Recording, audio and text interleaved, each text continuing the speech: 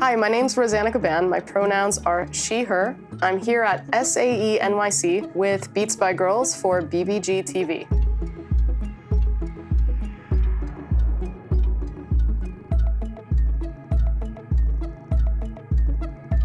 Today we're going to talk about some do's and don'ts when it comes to podcasting so that you can streamline your process and make sure you get the best quality product. Tip number one, and this is probably the most important one, is choose a carpeted, quiet space to record in. If you don't have access to a carpeted space, just choose a space like a bedroom that has a bed in it, or a living room with lots of sofas and pillows. Anything that can absorb excess noise is going to make the post process a lot easier for you. Tip number two, if you have a series, try to record in the same place every time with the same equipment.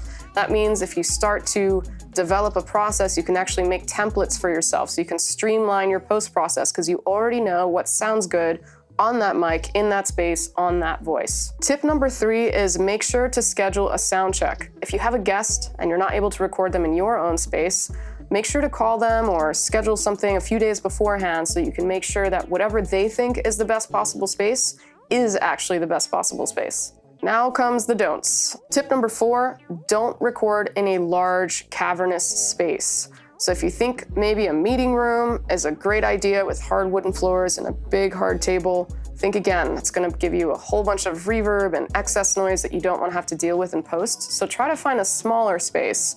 Tip number five is don't wing it. Have a backup plan, whether it's if you're recording remotely, maybe make sure that Zoom is functioning, but also try something like Zencastr as a backup.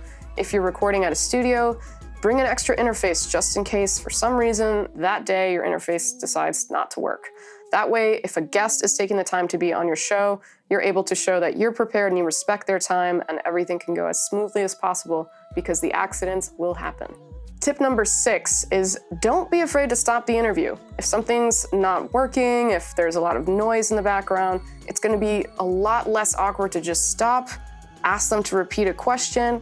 If they've been interviewed before, they're used to this process. You just have to be comfortable directing your recording session. That's it for today. Thanks for tuning in. I'm Rosana, and this is BBG TV.